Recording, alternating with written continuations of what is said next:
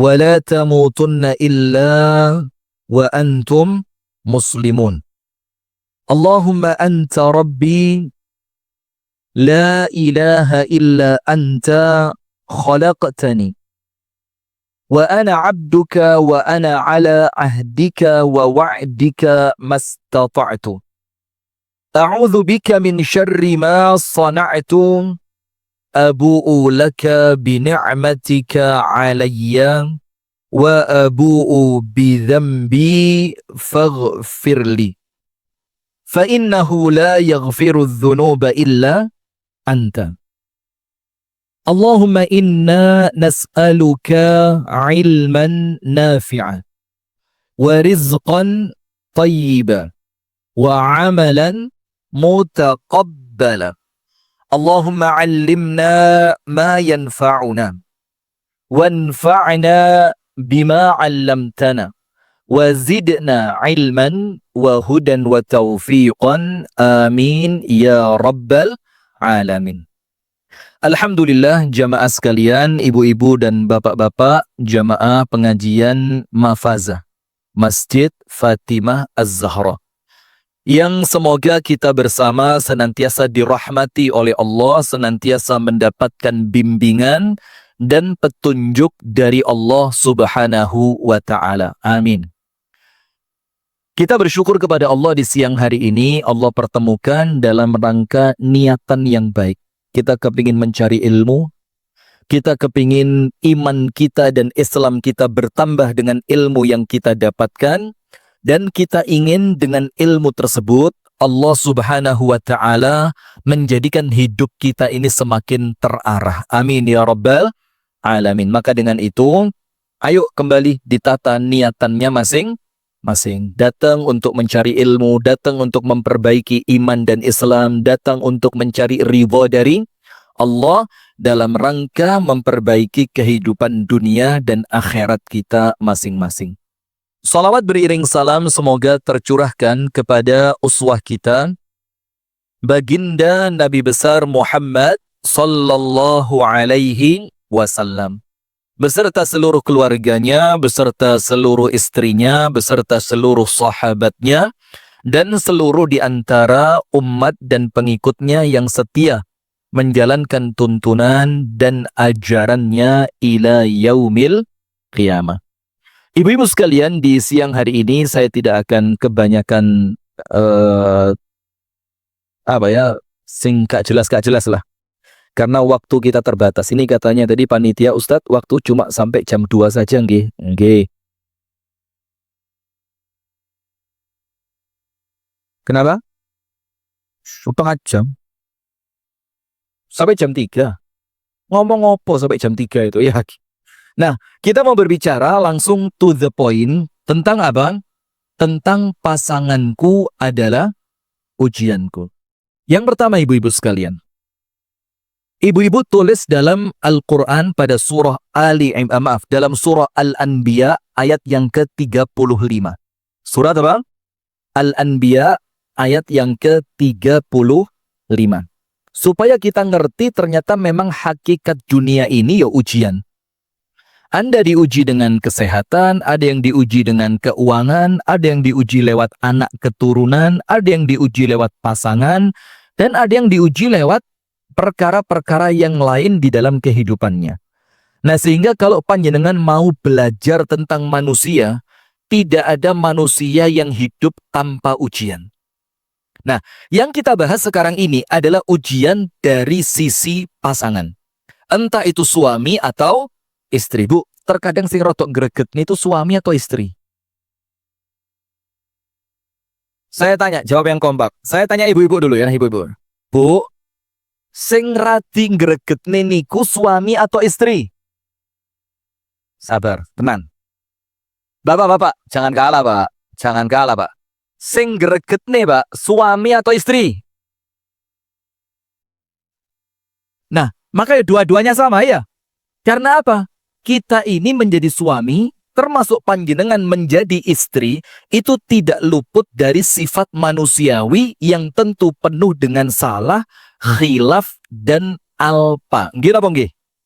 Nah, maka kalau panjenengan sudah tahu dari awal nikahnya panjenengan dengan manusia, jangan terlalu tinggi ngerti apa ekspektasi apa? Jangan terlalu tinggi harapan. Tulis, manusia itu kecewa karena terlalu tinggi dalam harapan. Akhirnya ketika apa yang dia harapkan tidak terwujud, dia akan kecewa. Coba dari awal ketika ngelihat suami, welek. Kok heleknya ya? Ketika Anda ngelihat suami, oh, suamiku ini pasti manusia yang penuh dengan kekurangan. Sehingga ketika panjenengan mendapati betul-betul kekurangannya itu tampak, panjenengan boten kaget. Karena apa? Sudah diantisipasi dari awal. Maka kita kembali surat apa? Al-Anbiya. Ayat berapa, Bu? Bagaimana bunyi ayatnya? Masya Allah. Ini Anda memalukan Ustazah Eva. Mana beliau? Ustazah, bagaimana ini Ustazah? Di Malang model begini tidak masuk Ustazah. Maaf, guyon. Sudah begini. Dalam surah Al-Anbiya ayat yang ke-35, Allah menjelaskan kepada kita ada dua sisi. Sisi yang pertama, Allah mengingatkan bahwasannya setiap manusia pasti mati. Dan ibu-ibu tahu, mengingat kematian itu menghilangkan lara. Orang kalau ingin eling mati, itu maka semua ujian dunia terasa apa? Ringan. Sampai ada orang yang keblinger dianggap mati itu menyelesaikan masalah, sampai dia memilih apa? Bunuh diri. Nah, di sini menunjukkan secara akal manusiawi, memang kematian itu pada hakikatnya pemutus semua ketidakenakan dunia. Tapi ingat, kalau orangnya memang orang yang baik. Maka dengan itu Nabi Muhammad di dalam hadis riwayat Imam Muslim, Ustazah Eva, saya mohon maaf ya bercanda tadi ya. Masya Allah, jangan mikir yang macam-macam Ustazah. Kenapa? Ya, panjenengan aman, saya pulang digerutuk jamaah ini. Karena sekarang lagi muncul feodalisme ini. Sudah? Rasulullah bersabda ibu-ibu sekalian dalam hadis riwayat Imam Muslim. Dan riwayat yang lain. Yang hadis ini adalah hadis yang sahih. Di mana Nabi Muhammad SAW bersabda, "Idza matal 'abdul mu'min", ketika seorang hamba yang beriman itu meninggal dunia, apa yang dia dapatkan? Istaraha min ta'abid dunya wa nasabiha. Maka saat itu datang waktu untuknya beristirahat dari capek dan penatnya dunia. Loh, suami itu kan termasuk dunia. Istri juga termasuk dunia. Orang tua termasuk dunia. Anak juga termasuk dunia. Maka ketika seorang hamba itu meninggal dunia, dia selesai dari semua ujian-ujian duniawi itu. Nah, kemudian Allah melanjutkan ayatnya, kullu nafsin dha'iqatul maut. Maka oleh Allah diawali dengan kalimat mengingat mati dulu. Karena kalau orang itu ingat mati, sabari gampang. Saya barusan ketemu seorang laki-laki harus cuci darah seminggu 2 kali. Sudah setahun lebih jalan. Kemudian dia bilang apa? Tapi saya bersyukur Ustadz. Karena semenjak saya cuci darah ini seminggu 2 kali, sholat duha tidak pernah putus, sholat tahajud tidak pernah putus. Kenapa? Kepikiran mati.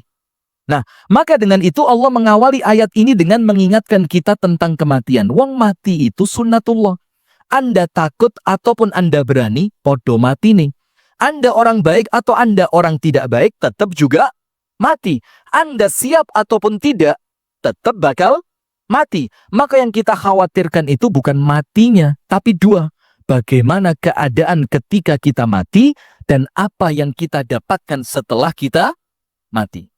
Kemudian Allah melanjutkan wa nabluukum, dan kami kata Allah, ini yang dipakai oleh Allah fi'ilnya fi'il mudhari'. Fi'il mudhari' itu kata kerja dalam bahasa Arab yang artinya sedang, akan, dan terus terjadi. Sedang, akan, dan terus terjadi. Wa nabluukum, dan kami akan terus menguji kalian dengan ujian apa? Bisyarri, dengan ujian yang buruk, wal khairi, dan dengan ujian yang baik, fitnah, untuk memberikan ujian kepada kalian. Nah, sehingga Allah Ta'ala dalam ayat Al-Anbiya 35 ini, Bu, nyeritain sama kita, sudahlah, kalau memang namanya dunia, Tidak mungkin dunia itu akan melepaskan kita tanpa ujian. Ayo ayat yang lain yang sering ibu-ibu ingat dalam surah Al-Ankabut ayat 1 sampai berikutnya 1, 2, 3 dan seterusnya. Allah berfirman, A'udzubillahi minasyaitonirrajim. Alif lam mim ahasiban nasu ayyutraku ayyaqulu amanna wa hum la yuftanun. Mana mungkin, kata Allah, kalian itu kok bisa-bisanya menyangka bahwa kalian itu setelah mengucapkan aku lu beriman, kemudian sama Allah ditinggalkan tanpa ujian. Gak mungkin, kata Allah. Kemudian Allah berfirman melanjutkan, walaqad fatanna alladzina min qablihim. Dan kami, kata Allah, telah memberikan ujian kepada orang sebelum kalian. Ternyata tujuannya apa? Fala ya'lamannallahu alladzina shadaqu wa la ya'lamannal kadzibin. Tujuannya satu. Allah kepingin melihat orang yang jujur di dalam keimanannya, orang yang jujur di dalam penghambaan dirinya kepada Allah, pasrah, manut kersone Gusti Allah, wala ya'lamannal kadzibin. Dan Allah kepingin tahu orang-orang yang imannya cuma di lisan. Nah, maka dengan itu dalam surah Al-Ankabut ayat 1 sampai 3, Allah jelas menunjukkan kepada kita memang pasti namanya manusia hidup di dunia pasti diuji. Nah, sekarang ada ujian itu yang lewat pasangan. Anda buka surah At-Taghabun. Surat apa? At-Taghabun. Ayat 13, maaf, ayat yang ke-14 dan 15. Ayat berapa? 14 dan 15. Surat At-Taghabun ayat 14 dan 15. Ini kita sampaikan dulu dalil-dalil yang menyebutkan tentang pasangan itu adalah ujian. Nanti kita akan sampaikan ya apa menghadapinya. Ijol tombok. Bagaimana menghadapinya? Ijol tombok. Ustazah, kok begini jamaahnya? Masa ijol tombok, Bu? Suami Anda tidak baik, tuker tambah gitu? Anda kok menengah, ya Allah. Nah, sudah. Surat At-Taghabun ayat yang ke-14 kita baca. A'udzubillahi minasyaitonirrajim. Ya ayyuhallazina amanu, wahai orang-orang yang beriman. Maka yang memegang peran di sini, Bu, keimanan. Maka orang kalau imannya lemah, yo dikit-dikit nangis, dikit-dikit putus asa. Dia kena masalah dikit, sudah menjadi orang yang patah semangat. Kena masalah sedikit, langsung menyalah-nyalahkan orang lain. Kena masalah sedikit, mikir, koyo mati lu enak. Kenapa? Imannya lemah. Maka tidak ada obat yang paling baik untuk menghadapi masalah kecuali keimanan. Kecuali apa? Keimanan. Nah, kita lanjutkan. Ya ayyuhalladzina amanu inna min azwajikum. Sesungguhnya, sebagian, tidak semua, sebagian dari pasangan kalian. Nah, kalimat sebagian di sini maknanya dua. Makna yang pertama, sebagian dari pasangan kalian, itu maknanya sebagian dari sifat pasangan kalian. Jadi tidak 100% menjengkelkan, gak mesti ono enake kan? Ada menyenangkannya, ada tertawanya, ada bahagianya, tapi sebagian dari sifat pasangan kita itu Allah datangkan sebagai ujian buat kita. Itu makna sebagian dari pasangan kalian. Sebagian di sini makna yang pertama, sebagian dari sifat pasangan kalian. Maka Rasulullah mengingatkan apa? La yafruku mu'minun mu'minatan. Jangan sampai seorang suami yang beriman membenci istrinya yang sama-sama beriman. Jangan, kata Allah. Jadi dilarang membenci pasangan yang iman, itu dilarang. Kenapa ya Rasul? In radhiya in kariha minha khuluqan. Apabila ada sebagian sifat pasangannya yang dia benci, sebagian loh ya, radhiya minha khuluqan akhar. Tapi dari pasangan itu akan ada akhlak lain yang dia sukai. Misalkan, memang orangnya gemuk. Nggak usah guyang-guyu, biasa aja. Kenapa kalau ngomong gemuk kok sensitif ya? Sudah, misalkan, Anda kok berdehem terus? Sudah, saya lanjutkan. Misalkan, katakan, memang orangnya gemuk. Jadi secara fisik, mungkin dalam tanda kutip, normalnya manusia memandang itu sebagai kekurangan. Tapi ternyata dari istri yang gemuk tadi, open sama anak luar biasa. nurut sama orang tua panjenengan, ternyata hormat banget sama orang tua Anda. Jadi sebagian sifatnya yang mungkin untuk Anda kurang menyenangkan, itu Allah bayar dengan sebagian sifat lain yang menjadikan Anda itu memaafkan kekurangannya. Faham? Jadi kalimat inna min azwajikum sebagian dari sifat pasangan kalian. Karena tidak semua sifatnya kita benci. Nah maka dengan itu Rasulullah bilang, jangan membenci pasanganmu yang beriman. Kalau ada satu sifat yang kamu tidak suka, masih ada sifat lain yang lebih menyenangkan untukmu. Nah Allah berfirman, itu yang pertama maknanya sifat. Makna yang kedua, tidak semua orang itu ujian untuk pasangannya. Ini makna yang kedua. Contoh. Jadi kalimat sebagian dari pasangan kalian itu menunjukkan tidak semua pasangan. Ada sebagian pasangan yang memang oleh Allah tidak dijadikan ujian untuk pasangannya. Contohnya siapa? Saya. Saya bukan ujian untuk istri saya. Ada apa Anda tidak terima? Percaya, Masya Allah. Saya doakan panjang umur, husnul khotimah, rezeki lancar, bahagia dunia, tepuk sakinah. Masya Allah. Sudah, saya lanjutkan. Nah, contoh nih.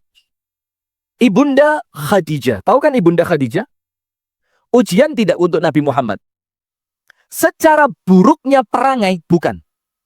Tapi ujian dalam kebaikannya. Maka suatu hari malaikat Jibril turun, membawa salam untuk Ibunda Khadijah dari Allah Ta'ala. Kalau Anda kan salamnya dari tukang paket kan? Esok paket, awan paket, sore paket, sampai mukanya suami kayak kardusnya paket. Masya Allah. Sudah? Ini ucapan salam dari Allah Ta'ala. Bayangin Bu, Ibunda Khadijah bukan Nabi, bukan Rasul. Tapi kemudian Allah mementingkan beliau dengan langsung memberi salam dan memberi berita gembira lewat malaikat yang tugasnya hanya mengirimkan wahyu. Seakan-akan dalam kalimat itu Bu, Ibunda Khadijah itu oleh Allah seakan-akan dalam tanda kutip ya. Karena sekarang ceramah ini rotok medeni. Kalau tidak ada tanda kutip gitu, disclaimer-nya begitu. Itu nanti dianggap Ustadz Rifki menganggap Ibunda Khadijah seorang nabi. Masya Allah. Kan teman Anda itu. Anda itu hidup kok kayak kaku banget ya. Kayak kanebo garing. Tahu kanebo kering? Atos, kaku, alot. Kayak so ditekuk, gak manfaat. Kanebo kering manfaat buat apa? Nggak ada manfaatnya. Kayak ngelapiring gak iso. Paling iso mek siji tok. Buat apa? Tambahan lauk. Tambahan lauk. Sudah. Maka Ibunda Khadijah, malaikat Jibril turun. Apa yang terjadi? Ya Muhammad, akri Khadijata minallahi salam. Wahai Muhammad, sampaikan untuk istrimu, yaitu Ibunda Khadijah radhiyallahu ta'ala anha, ucapan salam dari Allah. Kemudian apa? Wa akri Khadijata minni assalam. Dan sampaikan pula ucapan salam untuk Khadijah dariku, yaitu dari malaikat Jibril. Dilanjutkan, wabashirha, berikan berita gembira untuk istrimu itu. Apa beritanya? Bibaitin fil jannati min qasabin la sakhabun fiha wala nasab. Nanti artinya? Ya itulah fungsinya pengajian ya. Berikan kepadanya berita gembira, Allah telah memberi untuknya satu istana di surga yang terbuat dari berlian. Jadi pondasinya berlian, besi penopangnya berlian, temboknya berlian, lantainya semuanya berlian. Jadi bukan cuma seperti pengacara yang kalau ngomong gini-gini pamer berlian di jari. Itu yang ndak level, Bu. Anda jangan gampang silau ya. Anda jangan silau dengan orang-orang non-Islam di dunia ini. Karena memang Allah menganggap dunia ini tidak berharga. Sehingga Allah kasih buat mereka. Untuk Anda yang beriman, tidak mungkin Allah kasih sesuatu yang tidak berharga, Bu. Allah kasih untuk Anda sesuatu yang berharga, yaitu akhirat. Sudah, berikan berita gembira untuk Khadijah, satu istana di surga yang terbuat dari berlian, la sakhabun fihi, atau dalam riwayat fiha, yang di dalamnya tidak ada kebisingan. Bising itu apa? Berisik. Kata Al-Imam An-Nawawi, kenapa sifat istananya Ibunda Khadijah adalah istana yang tidak mengandung kebisingan? Anda tahu, 25 tahun Ibunda Khadijah berumah tangga dengan Nabi Muhammad, tidak pernah angkat suara, tidak pernah marah, tidak pernah protes. 25 tahun. Anda? Lo kok ketawa? Anda? Setiap 5 menit. Masya Allah. Jangan di sini curhatnya nanti. Kita bikin kajian khusus laki-laki nanti. Bagaimana trik menguatkan rumah tangga dengan naungan poligami. Nanti setelah ini. Sudah, lanjut.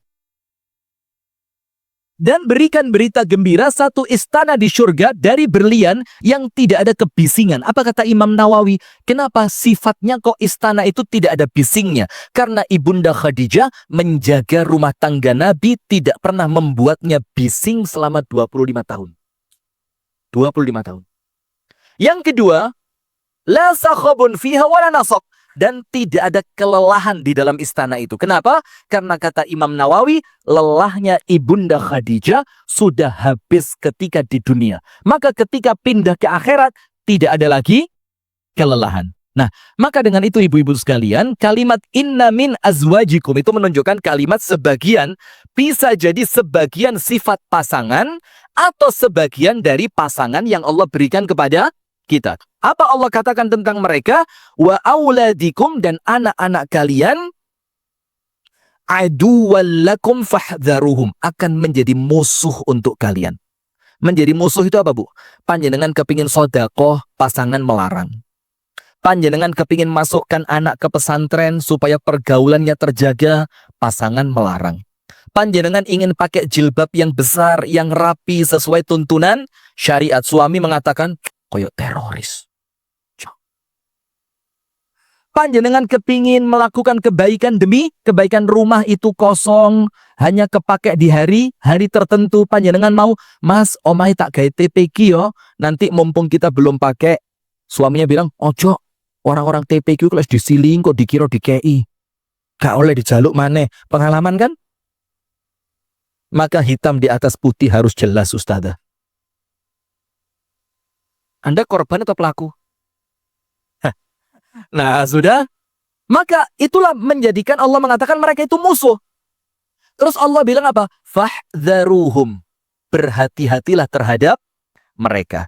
Kemudian Allah mengatakan, wa in ta'fu wa tasfahu wa taghfiru fa innallaha ghafurun rahim. Tapi kalau kalian memaafkan, kalian melupakan, kalian mengampuni, kalian berbuat baik kepada pasangan yang seperti itu, yang menjadi fitnah, menjadi ujian, menjadi musuh, menjadikan Anda tidak bisa beribadah dengan maksimal. Kalau Anda memaafkan, apa yang Allah katakan? Sesungguhnya Allah itu pengampun lagi penyayang. Maksudnya Allah itu pengampun penyayang ada dua. Allah mengajak Anda untuk meniru sifatnya Allah yang pengampun dan penyayang. Makna yang kedua, Allah janjikan untuk yang bisa memaafkan pasangannya, Allah akan ampuni, Allah akan sayangi.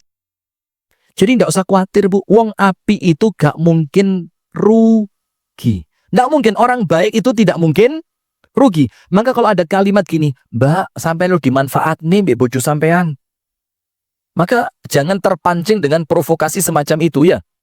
Maka kalimat-kalimat semacam itu ngerusak rumah tangga, Bu. Seakan-akan Anda itu baiknya oleh suami dimanfaatkan.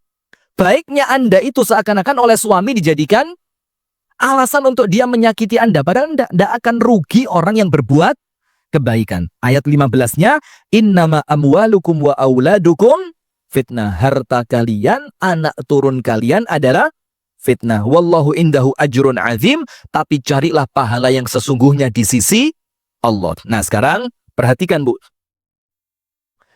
Sekarang ada beberapa sikap untuk menanggapi. Menanggapi itu apa? Untuk merespon. Kurang tepat. Untuk menanggapi, merespon, menghargai. Menghargai apa Anda? Untuk menghadapi, merespon, menyikapi. Luar biasa. Anda kalau ngerti jangan ditutup-tutup, Pak. Beritahukan. Anda baru tahu kalimat menyikapi aja udah pelit. Nah, untuk menyikapi pasangan yang kemudian pasangan itu akan menjadi musuh dan ujian kita. Nomor 1, tulis. Nomor 1. Perhatikan, Bu. Hadis yang sempat saya baca di awal tadi. Nabi Muhammad, tulis. Nabi Muhammad mengajak kita untuk fokus pada positifnya, bukan negatifnya. Nomor satu, Nabi Muhammad itu mengajak kita untuk memperhatikan pasangan, itu fokuslah pada apanya? Positifnya. Jangan Anda itu terlalu fokus pada negatifnya. Maka Nabi Muhammad bersabda, janganlah seorang mukmin laki-laki membenci istrinya seorang mukminah. Jangan, itu larangan. Jadi Nabi Muhammad melarang kita untuk membenci pasangan kita. Apapun yang terjadi. Walaupun nanti kalau saya lagi baik hati, tapi kayaknya enggak. Saya lagi enggak baik hati sekarang. Saya akan tunjukkan kepada Anda 5 hukum cerai. Jadi cerai itu hukumnya bisa jadi wajib. Dan bisa jadi mubah, bisa jadi makruh. Salah satunya apa? Yang menjadikan cerai itu wajib. Ketika kita memiliki pasangan yang menjauhkan kita dari Allah Subhanahu wa Ta'ala, itu maka cerai saat itu hukumnya wajib.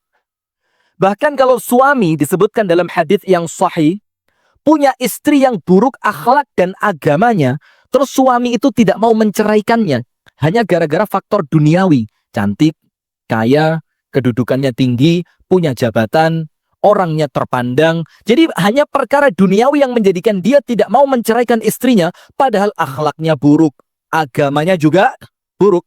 Apa dampaknya? Oleh Allah doanya suami tersebut tidak akan diijabah. Jadi doanya itu oleh Allah tidak diijabah. Nah, jadi terkadang kalau melihat orang bercerai, ibu-ibu sekalian, jangan dipandang sinis. Pakatan. Masa iya? Nah, maka udah biasa aja. Karena Anda tidak tahu, untuk dia itu bisa jadi cerai memang hukumnya apa? Wajib. Justru kalau tidak dia lakukan, dia akan mendapati rumah tangga yang semakin hari semakin menumpuk dosa, bukan menambah kebaikan. Nah, maka yang pertama, Nabi Muhammad mengajak kita untuk fokus melihat apanya, Bu? Positifnya. Maka contoh, ini contoh serius ini. Istri Nabi yang pertama. Siapa? Setelah wafatnya Khadijah. Mau apa yang ngerti wana sapa? Setelah wafatnya Ibunda Khadijah, siapa istri yang pertama kali dinikahi oleh Nabi Muhammad? Loh. Saya ketawanya sampai bernada loh, Bu. Ummuna Saudah. Usianya berapa? Sepantar dengan Nabi Muhammad. Sepantar itu berarti berapa? Sekitaran usia 50 sampai 52 tahun. Pertanyaannya, kenapa kok Nabi Muhammad harus menikahi wanita dengan usia sebanyak itu? Sudah umur 50-52. Padahal Nabi Muhammad saat itu ya seorang yang cukup terpandang. Nabi Muhammad pilih siapapun tidak akan ditolak. Karena apa? Mungkin saya tidak mengatakan itu aib ya. Kalaulah usia yang tua itu dianggap aib, Allah menutupi kekurangannya pada usia dengan kedewasaan dan kematangan berfikirnya. Tangan Ummuna Saudah pada posisi, katakan misalkan itu kekurangan pada posisi usia, Allah tutupi dengan kematangan berfikir. Dalilnya apa? Dalilnya apa? Rasulullah itu ketika ditinggal wafat oleh Ibunda Khadijah, kemudian tidak lama setelah itu ada juga wafat pamannya, Abu, maka Allah menghadirkan seorang wanita yang mungkin secara usia tidak belia, tapi secara pemikiran dewasa. Yang itulah yang paling dibutuhkan Nabi Muhammad di saat itu. Dan terbukti dalam kisah yang lain. Ketika Ummuna Saudah itu dalam tanda kutip oleh Nabi Muhammad ditawari cerai. Bukan karena Nabi Muhammad tidak suka, bukan karena Nabi Muhammad benci, bukan karena apapun. Tapi apa? Nabi Muhammad merasa iba. Iba itu apa? Gak tega. Gak tega. Kenapa? Istri Nabi Muhammad yang lain masih seger bergas. Jadi kalau diajak safar, itu masih kuat. Tidak memberatkan ya, maaf ya. Tapi Ummuna Saudah usianya sudah sangat lanjut. Dalam keadaan, mohon maaf ya, normal keadaan fisik perempuan di zaman itu, ya secara umum lah ya, perempuan dari negara Arab itu, ketika usianya bertambah, keumuman dari mereka badannya bagaimana? Melar. Gak terima. Ayo, saya ngomong bukan dari omongan saya, Bu. Anda tahu Ibunda Aisyah pernah diajak lomba lari sama Nabi Muhammad berapa kali? Yang disebutkan dalam hadits 2 kali. Yang pertama siapa yang menang? Ibunda Aisyah. Karena apa?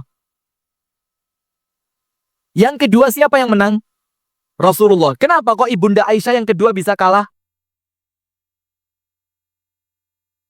Anda loh yang ngomong ya, tolong kamera di arah sana. Kamera diarahkan sebelah sana, saya tidak ikut-ikut. Saya tidak ikut-ikut ini. Ini termasuk pelecehan agama ini. Masya Allah. Nah, sudah ibu-ibu sekalian, itulah keumuman. Maka Ummuna Sauda, itu ketika sudah mulai lemah, Rasulullah khawatir kok terkesan dia itu melayani saya dengan jerih payah yang luar biasa. Maka Rasul kesian, seakan-akan ingin dibebaskan lah. Wes kamu tidak usah jadi istri saya. Apa kata Ummuna Sauda? Ya Rasulullah, jangan diceraikan. Tapi saya punya solusi. Apa solusinya? Saya hadiahkan semua jatah saya untuk Aisyah. Jadi kalau pas mau safar di Kopyok, kemudian yang keluar nama saya, ngerti di Kopyok apa orang? Ongklo, ongklo, ongklo, ongklo. Diundi ya.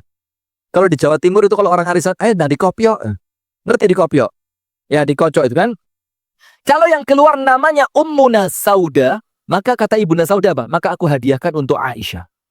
Dan jatah malamku, aku juga berikan kepada Ibunda Aisyah. Nah itu menunjukkan bagaimana memang Ummuna Sauda ini secara manusiawi memiliki apa? Kekurangan. Tapi kekurangannya itu ditutup dengan apa? Kedewasaannya, pemikirannya yang matang, kemampuannya untuk bersikap dengan baik di hadapan Nabi Muhammad. Maka poin yang pertama, ketika yang Anda lihat pasangan Anda itu ternyata menjadi ujian untuk Anda, maka Anda salah fokus. Anda hanya fokus pada kekurangannya dan Anda tidak pernah melihat kebaikannya. Tapi itulah perempuan, Pak. Itulah perempuan. Perempuan ini dalam hadis Bukhari Muslim dikatakan apa? Kalau ada salah seorang di antara kalian para suami, yuhsinu ilaiha, berbuat baik kepadanya sepanjang usia. Kemudian dia melakukan satu kesalahan. Apa kata Rasulullah tentang perempuan itu? Maka dia lupakan baik yang sepanjang umur tadi. Terus dia ngomong tentang suaminya apa? Wallahi ma ra'aitu minka khairan qatt. Demi Allah, sampean gak tahu apik belas, Mas. Mulai manten anyar sampai saiki soro terus, Mas, suripku. Coba, itulah sifatnya perempuan. Tapi perempuan yang mana? Perempuan yang tidak ngaji ke Ustazah Eva. Kalau sudah ngaji sama Ustazah Eva, ya tentu hadis ini menjadi apa? Pelajaran. Oh berarti kita tidak boleh menjadi seperti itu. Jangan sampai melupakan kebaikan suami. Suami juga gitu. Jangan sampai melupakan kebaikan istri. Maka cara yang pertama ketika menghadapi kekurangan pasangan, atau Anda menganggap pasangan Anda itu datang dalam kehidupan sebagai ujian, bagaimana? Jangan hanya fokus pada negatifnya, tapi Anda coba korek positifnya. Poin kedua, pasanganku adalah ujianku. Sekarang begini, Bu. Ketika Anda menganggap pasangan Anda itu ujian Anda, maka Anda jangan pernah lupa, orang yang oleh Allah diuji adalah orang yang oleh Allah dicintai. Tulis, ujian tanda cinta dari Allah. Tulis. Kalau di Malang nggak pakai komando ini. Saya ngomong begini langsung otomatis dingkut. Di sini di komando dulu ya. Oh di sini direkam. Oh pinter, Masya Allah ya. Kalau ada yang gampang, kenapa yang susah? Nah itu prinsip kita banget ya. Kalau bisa disulitkan, kenapa dimudahkan? Sudah. Ujian tanda apa? Cinta. Dari siapa? Allah. Sekarang ada hadisnya muttafaqun alaih Bukhari Muslim. Rasulullah Shallallahu Alaihi Wasallam bersabda, Innallaha idza ahabba abdan ibtalahu. Apabila Allah mencintai seorang hamba, maka Allah akan memberikan ujian kepada hamba itu. Nah sekarang terlepas, kalau pembahasan kita sekarang ujiannya lewat siapa? Suami, pasangan. Anda kok kayak nuduh sebelah sana Anda ya? Ya pasangan bisa jadi suami, bisa jadi istri. Maka ketika Anda itu oleh Allah diberi suatu ujian, entah itu lewat pasangan kah, lewat orang tua kah, lewat anak kah, lewat ekonomi kah, kesehatan kah, maka itu ciri bahwa Allah mencintai Anda. Tapi ingat, dilanjutkan, tidak berhenti sampai situ. Faman radhiya falahur ridho. Maka barang siapa yang menyikapi ujian ini dengan keridhaan, ridho itu apa sih, Bu? Saya mau tanya, sabar sama ridho bagus mana? Kenapa? Sabar. Ayo, sabar sama ridho bagus mana? Dua-duanya ya jelas dong Ustaz, itu Masya Allah. Ya la ilaha illallah Muhammadur Rasulullah. Ayo, bagus mana? Ridho. Kenapa? Kalau yang ngomong ridho kenapa? Ikhlas, beda cerita ridho sama ikhlas itu. Ridho itu nerima, pasrah, tawakal. Bukan ridho, senang, suka. Gini Bu, Anda buka kitabnya Al-Imam Ibnul Qayyim Al-Jauziyah, judulnya Uddatus Sabirin, bekal untuk orang-orang yang sabar. Dalam kitab itu Imam Ibnul Qayyim memberikan tahapan orang dalam menghadapi ujian. Salah satunya adalah sabar. Sabar. Kemudian husnudzon. Kemudian baru ridho. Jadi orang itu tidak mungkin ridho kalau tidak sabar. Tidak mungkin bisa ridho kalau tidak sabar. Berarti orang yang sabar belum tentu ridho. Orang yang sabar belum tentu apa? Ridho. Artinya begini, coba cek ya. Ini kalau orang sabar belum tentu ridho. Orang kalau kena musibah, dia kan tidak punya pilihan kecuali harus sabar. Nah, tapi sabarnya dia belum tentu menjadikan dia mencintai ujian ini. Itu sabar. Yang penting sabar itu Bu, gak protes itu sabar. Anda tidak marah, Anda tidak mengucapkan ucapan yang jelek, Anda tidak berbuat dengan perbuatan yang mendatangkan murka dari Allah. Ketika datangnya ujian, itulah namanya apa? Sabar. Tapi ridho itu apa? Mencintai ujian. Jadi ketika Anda oleh Allah dikasih pilihan, Anda tidak punya pilihan. Anda mengatakan, terserah apa yang engkau pilihkan untukku ya Allah. Nah, termasuk pasangan Bu. Pasangan itu bukan untuk disabari. Tapi untuk apa?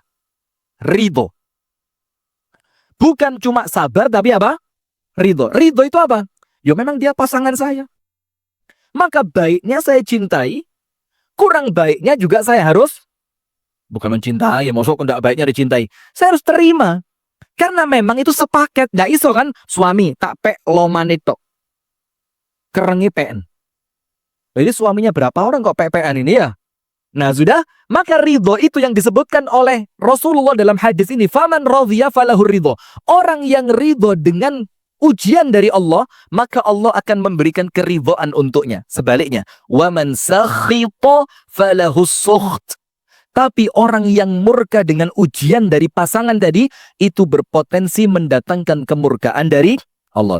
Berarti sifat yang kedua, ketika mendapatkan ujian dari pasangan, pasanganku adalah ujianku. Itu apa Bu?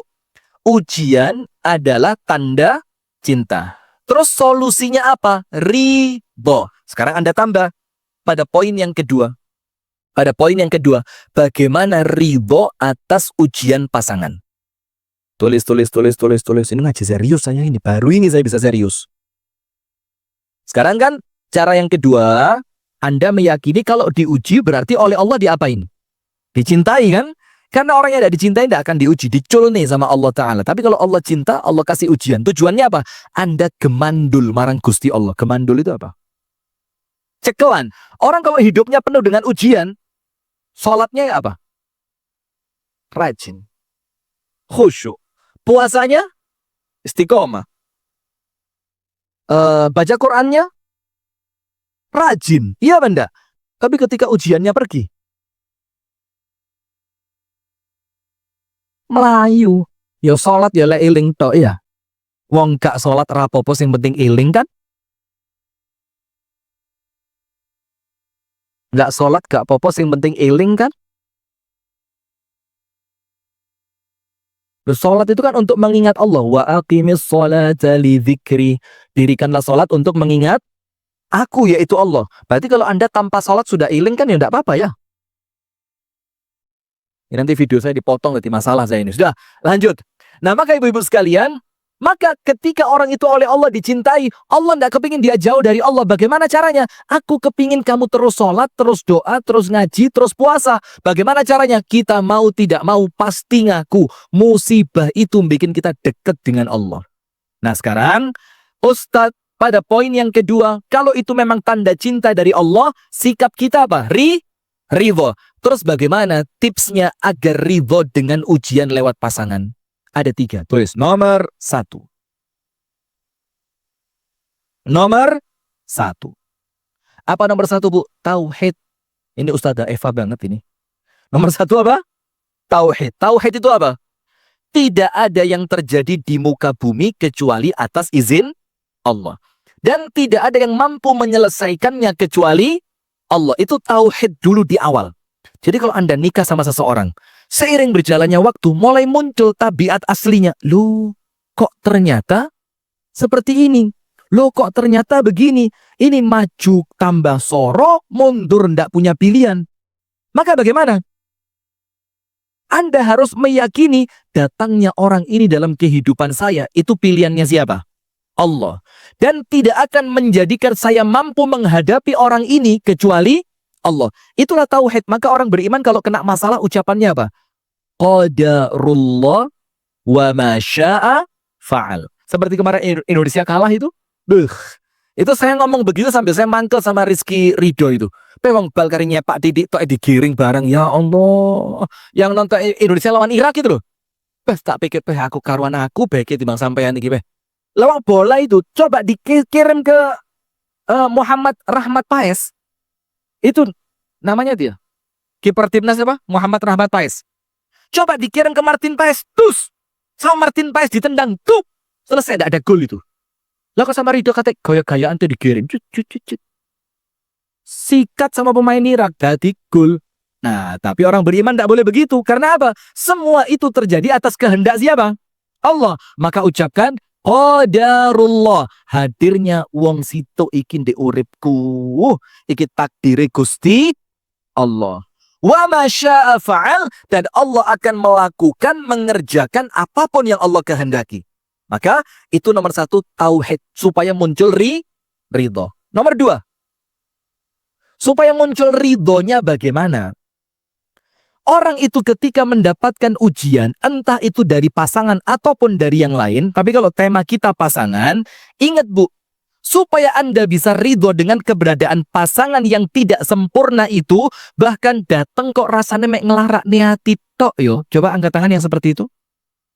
Yang dapat suami kok malah loro hati terus. Mana orangnya? Angkat tangan. Ngene ku wong yo teko. Yang mana? Nah, maka cara yang kedua Bu, jangan ngelihat dunia tapi lihat akhirat. Cara kedua, fokus pada kehidupan akhirat. Kenapa? Fokus pada kehidupan akhirat. Kalau Anda mikirnya dunia, ya Anda mikirnya disakiti terus. Disakiti. Sampai nangis dorong umbele wis metu dhisik. Ada yang curhat model begitu ya, dan nangis belum umbele metu. Maaf Ustaz. Sakit menghayati Ustaz. Sampai ingus pengen keluar juga. Nah, misalkan ya. Maka Bu, jangan fokus pada dunia. Kalau Anda fokus pada dunia Bu, Anda akan terus teringat dengan sakitnya itu. Tapi fokusnya apa? Tak kasih contoh. Nabi Muhammad SAW. Ketika terjadi masalah yang sampai dalam sebagian keadaan menjadikan Nabi Muhammad itu merasa, dalam tanda kutip ya, sumpah. Apa ucapannya Nabi Muhammad? Allahumma la aisha illa aishul akhirah. Ya Allah, urip ndek donya ngono sementara. Maka ya Allah, tidak ada kehidupan yang aku cari kecuali kehidupan akhirat. Kenapa mikir akhirat itu ngelegakne hati, bikin Anda ridho? Karena Anda tahu kalau saya sabar dan ridho di sini, akhiratku bakal cerah. Maka poin kedua, jangan fokus pada dunia, tapi mikir akhirat. Yang ketiga, perhatikan, inna idhamal jaza ma'a idhamil bala. Kalau ujian itu semakin berat, maka ganjarannya semakin besar. Maka ketika Anda merasa semakin susah hidup Anda dengan keberadaan suami yang semacam itu, ojo khawatir. Jangan khawatir. Kenapa? Maka pahala dari Allah yang Maha Adil untuk Anda pahalanya semakin besar. Maka nomor satu, bagaimana biar ridho? Tauhidnya diluruskan. Ini datang, muncul, hadir, ada karena kehendak siapa? Allah. Maka tidak ada yang mampu menyelesaikan kecuali nomor dua, fokusnya akhirat, jangan dunia. Nomor tiga, ilingan pahalane. Diingat apa? Pahalanya. Semakin berat, pahalanya semakin besar. Sekarang masuk poin yang ketiga. Pasanganku adalah ujianku. Anda buka surah At-Taghabun ayat yang ke-11. Surat apa, Bu? At-Taghabun. Tadi 14 dan 15. Yang itu menunjukkan kepada kita dalil bahwa memang pasangan itu adalah ujian. Dalam surah At-Taghabun ayat yang ke-11, Allah Ta'ala berfirman, ini poin yang ketiga, nggih. Ma asaba min musibatin illa biiznillah. Tidaklah muncul musibah apapun, ibu-ibu. Entah suami menghadapi istri atau istri menghadapi suami yang kurang menyenangkan, kurang membahagiakan, yang nampaknya kok gini banget. Maka ingat, musibah itu tidaklah datang kecuali atas izin dari Allah. Sampai situ Anda paham. Berikutnya apa? Wa may yu'min billah yahdi qalbah. Orang yang beriman kepada Allah, Allah akan bimbing hatinya. Maksudnya bimbing hatinya apa? Allah akan tuntun dia, Allah akan arahkan langkahnya, Allah akan mudahkan dia menyelesaikan musibah itu dengan cara yang terbaik. Syaratnya apa? Wa may yu'min billah. Barang siapa yang beriman kepada Allah, maka Allah akan memberikan petunjuk ke dalam hatinya. Nah, maka poin ketiga, menghadapi suami yang menjadi ujian atau menghadapi istri yang menjadi ujian, yang dikuatkan apa? Poin ketiga, kuatkan keimanan. Kuatkan apa, Bu? Keimanan. Bagaimana cara menguatkan iman atas keburukan pasangan? Tunggu dulu, jangan itu dulu. Maksudnya apa, Ustadz? Menguatkan iman ketika mendapati pasangan itu sebagai ujian. Maksudnya apa? Ayo, yang tahu. Tak kasih hadiah haji tahun depan tanpa antri. Syaratnya bayar sendiri. Ayo, bismillah. Jangan guyang-guyu. Serius saya, serius. Ayo. Haji tanpa antri tahun depan. Kenapa? Di PHP? Duh, Ustadz diwara PHP? Masya Allah. Hati-hati loh, Bu, ini tangganya tinggi loh. Di Malang itu ada ibu-ibu ngerasani saya. Cuma tangga 3 pendek-pendek kakinya patah. Ini tahu, Masya Allah. Anda kalau jalan nanti diperhatikan betul, Bu, ya. Saya tidak menginginkan sesuatu yang buruk terjadi, Bu. Tapi kalau itu sudah kehendak Allah, apa kata sudah? Astagfirullah. Sudah. Bu, apa arti menguatkan iman ketika kita menghadapi pasangan sebagai ujian? Lihat. Anda tahu Asiyah dengan Fir'aun? Tahu apa enggak? Tahu apa kenal? Itu Fir'aun apanya sama Asiyah? Suami, pasangannya bukan. Ujian bukan. Cara Asiyah menghadapi Fir'aun dengan apa? Imannya. Imannya. Mau tahu buktinya begini. Ketika Asiyah itu kan ketahuan dia beriman kan, akhirnya sama Fir'aun diapain? Disiksa, badannya itu dipenteng. What the meaning of dipenteng? Dipenteng itu jebreh nih, ya sudah, tangan, kaki, diikat di tengah panasnya padang pasir Mesir, dijemur, sambil dijemur dan Masya Allah, Ustaz ya. Saya insya Allah pahala saya besar hari ini, membahagiakan orang. Masya Allah, bahagia Ibu. Kirim salam sama suami ya, Bu. Sudah, itu sama Fir'aun diapain? Dicambuk. Ketika dicambuk, ternyata Fir'aun melihat ada senyuman di pipinya siapa? Kok senyum di pipi sih? Di bibirnya Asiyah. Fir'aun bilang apa? Pantes lawang gendeng. Iya, Fir'aun bilang begitu. Pantes dipukulin ketawa. Pantas dia tidak beriman kepada saya. Pantas dia punya sesembahan selain saya. Pantas dia menganggap saya bukan penguasa alam semesta. Lah memang gila. Apa yang terjadi? Fir'aun tidak tahu bahwasannya saat itu keimanannya Asiyah yang menyelesaikan semua masalah. Contohnya begini. Nah, Fir'aun kan mukul. Pak, pak, pak. Asiyah tersenyum. Anda tahu kisah sebelum senyumannya Asiyah itu apa? Siti Asiyah berdoa. Dan doanya itu diabadikan dalam Al-Quran. Rabbi b'nili indaka baitan fil jannah. Wa najjini min fir'auna wa amali. Wa najjini minal qawmi zalimin. Rabbi, ya Allah. Ibni li. Bangunkan untukku. Indaka, di sebelahmu ya Allah. Lihat cara doanya Siti Asiyah ini. Minta di sebelahnya Allah berdampingan. Rabbi binili indaka baitan, sebuah rumah. Atau kalau diartikan istana. Fil jannah. Di mana? Di surga. Wa najjini, dan selamatkan aku. Min fir'auna wa amali. Dari si suami yang bengis ini dan bala tentaranya. Wa najjini minal qawmi zalimin, dan selamatkan aku dari orang yang zalim. Ketika Siti Asiyah yakin betul, yakin itu namanya apa, Bu? Iman, bahwa doanya didengar oleh Allah. Dia yakin betul orang yang memperjuangkan keimanannya tidak akan ditinggalkan oleh Allah. Apa yang terjadi? Apa yang terjadi? Langsung Allah buka pintu langit, krek. Allah panggil Siti Asiyah, Asiyah, rumahmu sudah jadi. Maka Siti Asiyah itu memandang ke arah langit, ternyata istananya sudah beres. Keimanan itu yang menjadikan dia merasa ujian dari Fir'aun itu tidak ada apa-apanya. Tidak ada apa-apanya. Contoh yang lain. Contoh yang lain. Anda tahu kan manusia yang mati syahid pertama dalam agama Islam siapa?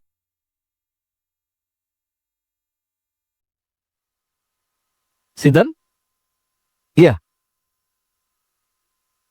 Aduh, kasih kerpean sama Ustazah Eva.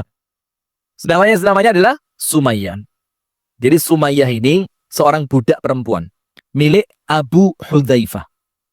Ketika Yasir dan keluarganya pindah dari Yaman ke Medina, bukan ke Medina, ke Mekah, maka oleh Hudzaifah si Yasir itu dinikahkan dengan Sumayyah. Akhirnya Sumayyah dibebaskan sampai punya anak namanya Ammar bin Yasir. Itu sejarah singkatnya.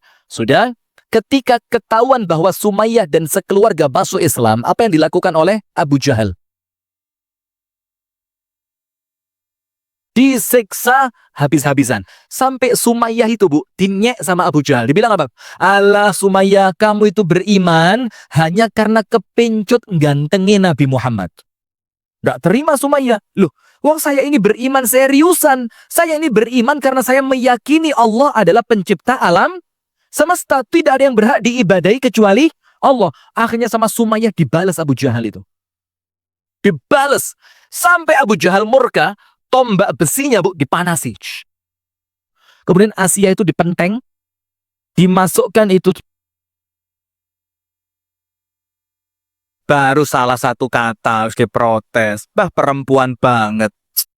Astagfirullahaladzim. Saya di Malang nggak begini loh, Bu. Biasa aja loh, Bu. Sudah. Sumayyah itu dipenteng, bukan Asiyah, Sumayyah. Jangan salah Anda, memalukan. Dipenteng, terus ditusuk pakai tombak besi tadi. Dan itu bukan cuma ujungnya yang besi, sampai tangkainya itu besi.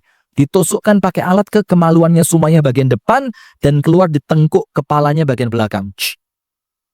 Kemudian si suami disiksa, si anak ketakutan. Anda tahu yang menjadikan itu terasa ringan apa? Iya memang iman, karena pembahasannya iman kok. Maksud saya apa kisahnya sampai kok kita katakan itu iman yang menjadikan itu terasa ringan.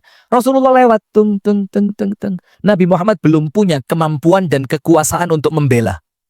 Nabi Muhammad bilang apa? Satu kata, sabran ala Yasir fa inna mau'idakumul jannah. Keluarganya Yasir yang sabar. Kenapa? Karena sebentar lagi kalian bakal boyongan ke surga. Kalian bakal pindah kemana? Ke surga. ucapan surga dari Nabi Muhammad tadi menjadikan Sumayyah itu rela kemudian ditusuk pakai besi panas, dan si suami rela kakinya ditarik pakai 2 ekor kuda. Tang, sampai tubuhnya terpecah jadi 2. Kenapa? Karena keimanannya bahwasannya musibah ini ketika aku ridho, aku sabar, aku ikhlas, aku terima, aku tidak protes, akan mengantarkanku masuk ke dalam surganya siapa? Allah. Nah sekarang lihat, maka poin ketiga yang dikuatkan apanya Bu? Imannya. Nah menguatkan keimanan ini dengan 2 cara. Nomor 1, ilmu. Tidak ada iman tanpa ilmu itu pret. Iman tanpa ilmu itu apa? Pret. Anda tahu pret? Hah? Pret itu umuk. Umuk itu apa? Umuk itu ngaing. Ngaing itu apa? Kalau bahasa kami di desa kami itu bullshit itu. Nggak usah kaget, biasa aja. Sudah? Maka iman tanpa ilmu tidak ada ceritanya. Maka kuatkan ilmu. Bagaimana menguatkan ilmu? Baca ayat-ayat Quran, baca hadits-hadits Nabi yang berbicara tentang keimanan. Wabil khusus, keimanan kepada Allah dan keimanan pada hari akhir. Secara khusus, keimanan pada 2 hal. Rukun iman itu kan ada 6. Tapi yang paling mempengaruhi 2, iman kepada Allah dan iman dengan datangnya hari akhir atau hari kiamat atau hari pembalasan. Maka nomor 1, cari ilmu. Nomor 2, belajar dari kisah. Belajar dari apa? Kisah. Maka kisah-kisah itu Bu menguatkan apa? Keimanan. Ringtone-nya azan ya? Oh iya jadi. Padahal itu kan jadwal azan Bu, bukan ringtone. Anda nggak ngerti ringtone ya? Sudah. Saya lanjutkan sedikit lagi. Anda buka dalam Al-Quran ibu-ibu sekalian. Ini tentang iman. Tentang apa? Iman. Anda buka surah An-Nisa ayat 19. Ini masih pada poin yang ketiga yaitu apa? Iman. Anda buka pada poin yang ketiga tentang iman pada surah An-Nisa ayat berapa? 19. Allah Ta'ala berfirman seperti ini. Wa'ashiruhunna bil ma'ruf. Pergaulilah istri kalian dengan pergaulan yang ma'ruf. Ya termasuk kalau mau dibalik, ya boleh seorang istri melayani suami dengan cara yang ma'ruf. Karena ini kan berbicara tentang siapa? Pasangan suami dan istri. Kemudian Allah berfirman, melanjutkan. Fa'in karihtumuhunna, kalaulah ada sebagian dari perangai suami atau istri yang kalian benci. Fa'in karihtumuhunna, fa'asa an takrahu syai'an, wa yaj'alallahu fihi khairan kathiran. Boleh jadi, dari apa yang kalian benci itu, Allah mendatangkan kebaikan yang sangat banyak. An-Nisa berapa? 19. Pergaulilah pasanganmu dengan cara yang baik. Kalau kalian membenci mereka, boleh jadi dari sebagian yang kalian benci, Allah akan mendatangkan kebaikan yang sangat banyak. Anda buka kitab tafsir Al-Miqbas. Fi tafsiri Abdullah ibni Abbas. Terus kata nulis ketahuan tiba dikasih tertulis ya. Tafsir apa? Al-Miqbas punya Abdullah ibnu Abbas. Abdullah ibnu Abbas ibu-ibu sekalian menafsirkan ayat ini, bersabarlah kalian atas kekurangan, isbiru ala azwajikum, sabarlah atas kekurangan pasangan kalian. Itu kata Abdullah bin Abbas menafsirkan An-Nisa ayat 19. Terus Abdullah bin Abbas melanjutkan begini. Kalau ya, ini bisa suami, bisa istri, tergantung konteks yang panjenengan fahami. Kalau panjenengan perempuan, ya berarti istri. Kalau panjenengan laki-laki, berarti siapa? Suami. Kata Abdullah bin Abbas, kalau ada seorang istri, sabar betul menghadapi kekurangan suaminya, atau sebaliknya, kalau ada seorang suami, sabar betul menghadapi kekurangan istrinya, apa yang terjadi? Kata Abdullah bin Abbas, Allah akan gantikan kesabarannya itu, Allah ganti dengan anak yang solihin, solihat, yang menyenangkan mata dan hatinya. Itu kalau dia sabar. Nah, dan ini iman Bu. Iman artinya apa? Iman bahwa Allah pasti tidak akan mengingkari Janjinya, ketika Allah mengatakan kalau kamu benci dia, boleh jadi dari apa yang kamu benci akan mendatangkan kebaikan yang banyak. Firman Allah bukan? Firman Allah dalam surat apa? An-Nisa ayat berapa? Maka mengimani ayat itu dengan membaca tafsirnya Abdullah bin Abbas, kalau aku sabar, aku tidak protes, aku ridho, aku tetap berbuat baik kepada pasanganku, maka kesabaranku akan Allah ganti dengan anak yang menyenangkan hati dan pandangan mataku. Bayangin. Jadi banyak, Bu, orang-orang zaman dulu kan gak gampang cerai ya. Anak-anaknya ya apa? Masya Allah, api-api. Kerjone pena, ibadah yo pena, tutur-tuturane.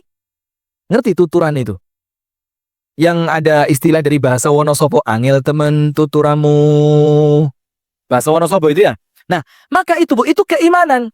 Maka kalau kemudian orang tua itu sabar atas kekurangan pasangannya, Allah itu akan jadikan anak-anaknya solihin dan solihat. Tak kasih cerita. Disebutkan oleh Al-Imam Syekhul Islam Ibnu Taimiyah di dalam kitabnya Fatawa Ibnu Taimiyah. Tentang orang tua yang sabar kepada pasangan, anaknya dadi anak sing apik, soleh dan solihah. Begini ceritanya, ada seorang ulama, istrinya itu ganyang pol. Ganyang tahu? Ganyang itu gudo. Gudo ya. Wes pokok istrinya itu jadi ujian banget untuk dia. Ujian berat buat suami ini. Tapi suaminya sabar. Sampai yang tidak sabar, muridnya. Malah muridnya tidak sabar. Muridnya bilang gini, wahai guruku, aku tidak melihat istrimu itu kecuali sudah waktunya untuk diceraikan. Wes, pokok sampai muridnya yang ngomong, Bu. Si suami tenang, sabar, diam, tidak pernah ngamuk. Dia doain suami, dia doain istrinya, dia berharap kebaikan dari kesabarannya itu. Subhanallah. Sampai muridnya protes, Pak Guru, itu istrimu Pak Guru, Masya Allah. Kami tidak melihatnya kecuali sudah pantas untuk diceraikan. Apa kata suaminya? Asbir alaiha. Wes gak popo. Biarkan saya bersabar atas keburukannya. Apa yang terjadi, Bu? Sampai suatu hari Pak Kiai yang Masya Allah tadi dengan istrinya yang juga Masya Allah, na'udzubillah, astagfirullah itu ya. Ini Pak Kiai yang Masya Allah dengan istrinya yang astagfirullah itu, ini punya anak laki-laki. Sampai anaknya tumbuh remaja, kemudian dewasa, sampai menikah. Setelah si anaknya Pak Kiai itu menikah, setelah sekian bulan, menantu perempuannya datang ke rumah Kiai itu. Tanya apa? Pak, saya mau tanya, apa sih resepnya? Kok panjenengan itu bisa punya anak laki-laki sehebat itu, sesolih itu, seistiqomah itu, sebaik itu? Jadi pokok istrinya itu menceritakan kebaikan siapa? Suaminya, anaknya Pak Yai tadi yang sabar terhadap istrinya. Kok bisa sih, Pak? Kamu punya anak sekeren itu. Coba ceritain sama saya supaya nanti cucumu, anak saya dan anak saya hasil dari anakmu itu menjadi cucu yang seperti bapaknya, sing uapik pol. Panjenengan dengar jawabannya apa? Sabartu ala adza ummihi ishrina sana. Farazaqani waladan salihan badalan lah. Aku sabar atas keburukan ibunya bojomu itu.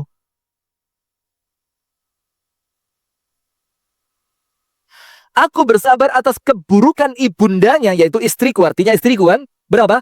Ishrina sana, 20 tahun. Bukan kaleng-kaleng ini, Bu. Bukan kemudian sabarnya. Saya sudah sabar, Ustadz. 3 jam. 3 jam? Ini 20 tahun. Apa yang terjadi? Akhirnya Allah memberikan ganti kepadaku atas kesabaran itu dengan apa? Dengan anak yang solih dan soleh, sampai anaknya sehebat suamimu sekarang. Lihat, Bu. Jadi tidak ada yang sia-sia, Bu. Pasangan sebagai ujian itu, Bu.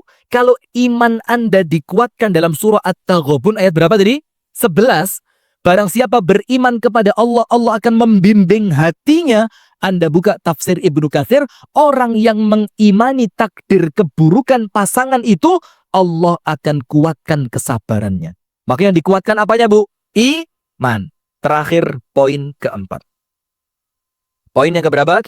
4. Anda buka surah uh, Al-Furqan pada ayat yang ke-20. Surat apa? Al-Furqan ayat 20.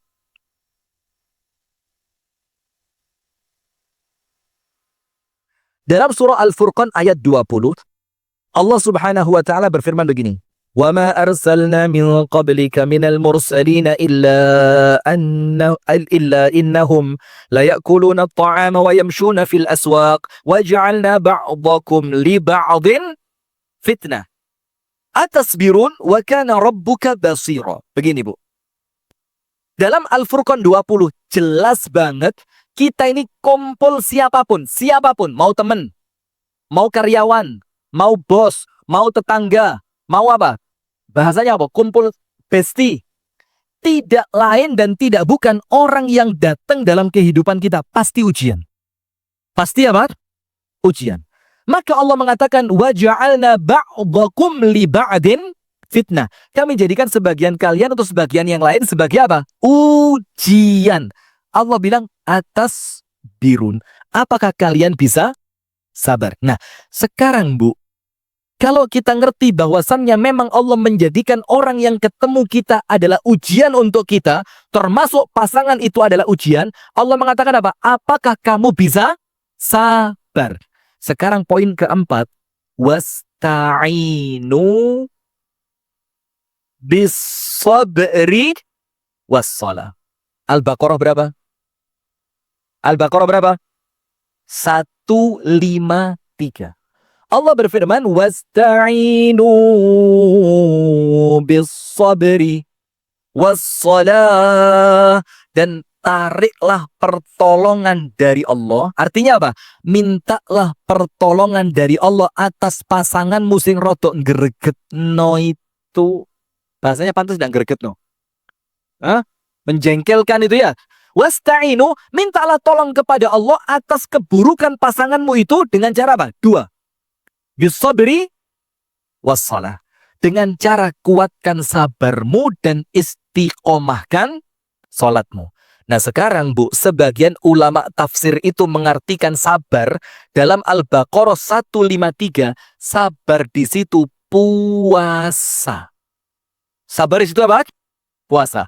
Maka supaya pasangan yang datang sebagai ujian itu tidak menjadikan kita ini gagal dalam ujian, kuatno ibadah secara umum dan secara khusus kuatkanlah puasa Anda dan kuatkanlah apa? Salat Anda. Sekarang kita mau kasih contoh bahwa salat itu menyelesaikan masalah. Begini. Tahu seorang tabi'in bernama Urwah bin Zubair? Salah tempat ngaji saya.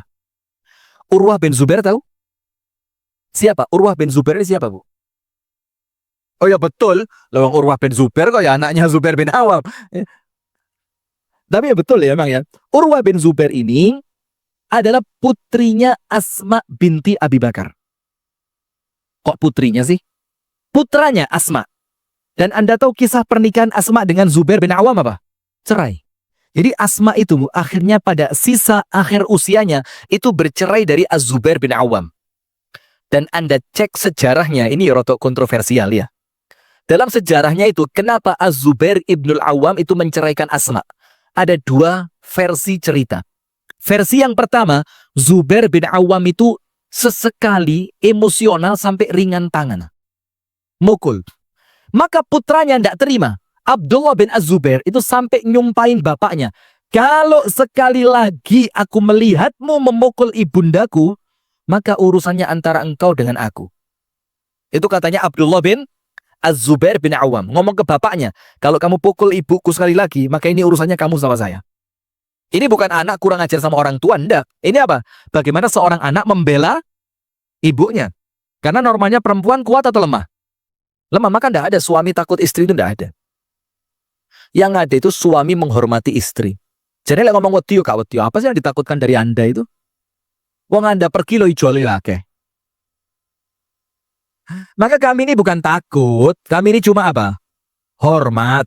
Wis tak mek ngene tok lho. Nggih siap salah, siap. Siap lah, 86 dan siap salah. Masya Allah. Tapi hormatnya itu ngalah-ngalahi polisi ke komandannya ya. Sudah, Kita lanjutkan. Itu versi yang pertama. Jadi Az-Zubair ibn Awam itu sesekali ringan tangan. Maka anaknya tidak terima. Dibilang apa? Kalau kamu pukul ibuku lagi, kamu tak pisahin dengan ibuku. Saya tidak terima kamu menikahi, kamu hidup bersama ibuku. Versi yang kedua, ada versi yang lain. Dan ini juga ada sejarahnya. Ini bukan tuduhan keji. Ada seorang perempuan namanya Atikah. Namanya Atikah. Itu perempuan cantik luar biasa di zamannya. Yang siapapun yang menikah dengan Atikah, itu riwayatnya mati syahid semua. Tidak usah kaget. Ya, tapi kan tetap ya kepencut ayu memang loh. Sampai pada akhirnya Az-Zubair bin Awam itu menceraikan Asma untuk menikahi siapa? Atikah. Tapi itu versi udah yang nggak perlu kita perdalam ya. Nah tapi intinya ini rumah tangga orang baik bu. Asma baik, Zubair bin Awam satu di antara 10 yang dijamin masuk surga. Tapi mereka cerai. Mereka punya anak beberapa. Yang terkenal Abdullah bin Zubair dan Urwah bin Zubair. Urwah bin Zubair itu kena penyakit namanya penyakit Akilah. Penyakit apa? Akilah. Apa penyakit Akilah itu? Di Indonesia tidak ada. Penyakit Akilah itu di Arab. Sampai sekarang masih ada. Itu orang kalau jalan di padang pasir tanpa alas kaki, itu ada kayak cacing kecil. Itu bisa masuk ke telapak kakinya. Kayak ngebor. Cup. Ketika dia masuk, maka dia menggerogoti kulitnya, dagingnya. Dia tidak akan berhenti kalau tidak amputasi. Jadi tidak bisa kecuali diamputasi. Maka Urwah ini kena penyakit itu, maradul akilah. Maka ketika kakinya mau dipotong, dokternya bilang apa? Isyrab hadha. Disuruh minum khomer. Supaya apa? Liyazula aqlak. Supaya akalmu hilang, kata Urwah yang ngawur. Ini waktu kaki saya dipotong, ini genting. Ini keadaan kritis. Saya harus ingat kepada Allah. Terus dokternya tanya, lah kalau kamu tidak mau minum ini bagaimana kami potong kaki kamu? Kata Urwah, gampang wis. Idza dakhaltu fi sholati faqta'u rijli. Gampang, kalau saya nanti sholat, kalian lihat sholat saya mulai khusyuk, keton sikilku. Lihat bu. Dan betul, ketika dia sholat, kakinya dipotong. Dan subhanallah, aman. Itu menunjukkan bu, untuk sakit fisik saja, yang sakitnya jelas-jelas sakit, sholat itu bisa menjadi pelipur lara. Apalagi sekedar menghadapi pasangan, sholat atau sing genah. Orang itu kalau sholatnya genah bu, masalah-masalah duniawi itu untuk dia kecil. Maka saya pernah diberitahu guru saya, Ustadz Sufyan Nur Al-Makki Al-Marbu Al-Banjari. Ustadz Sufyan itu ngomong begini. Begini ya, beliau itu menjelaskan apa? Menjelaskan tentang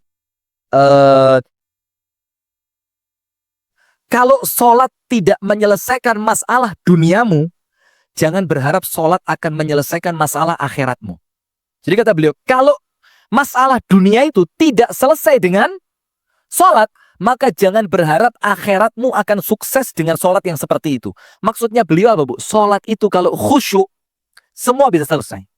Suami yang jadi ujian, insya Allah beres. Istri yang jadi ujian, insya Allah beres. Karena Allah mengatakan, wasta'inu bis-sabri wa salat. Nabi Muhammad kata ibunda Aisyah, kana idza hazabahu amrun fazi'a ila sholat. Nabi Muhammad itu kalau ada masalah, langsung agi-agi sholat. Agi-agi sholat itu apa? Bersegera mendirikan sholat. Setelah sholat, masalah selesai. Pernah suatu hari, ibunda Aisyah dengan Sofia itu eker-ekeran. Gara-gara apa? Waktunya ibunda Aisyah, ternyata oleh Nabi Muhammad yang dielus-elus tangannya Sofia. Ibunda Aisyah lihat, dipukul itu tangannya Nabi dan tangannya Sofia. Buk, ditarik tangannya Sofia. Langsung mereka berdua apa? Adu mulut. Sofia gangguin sih, ini kan rumah saya, ini malam saya. Kenapa tangan kamu yang kamu berikan kepada Nabi sampai rame. Sampai Rasulullah apa? Percuma lah ini urusan perempuan. Ditinggal sholat maghrib. Ketika Nabi Muhammad selesai sholat maghrib, urusan mereka berdua sudah selesai. Siapa yang menyelesaikan?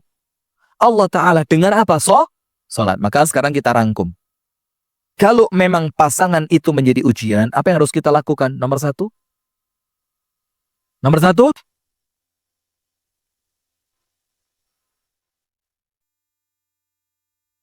Anda nulis apa enggak sih, Bu? Jangan melihat hanya negatif. Fokus pada nomor 2. Anda itu oleh Allah sedang dicintai. Tai, supaya Anda itu gemandul marang Gusti Allah, maka dikirimi ujian lewat pasangan supaya Anda dekat sama Allah. Doa, zikir, ngaji ndak putus. Karena Allah cinta. Kalau ndak ada musibah, ndak ada ujian, ndak ada tantangan, Anda akan malas doa. Nomor 3. Abang? Yang dikuatkan apanya, Bu? Imannya.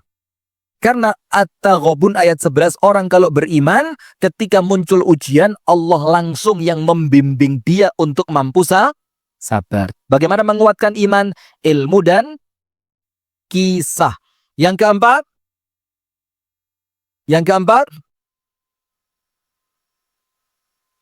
Apa? Wasta'inu bis-sabri wassalah. Secara umum kuatkan ibadahnya. Secara khusus salat dan puasa. Baik, saya kembalikan kepada MC. Mungkin ada satu saja pertanyaan ya sampai jam 3. Barakallahu fikum. Falyatafaddal.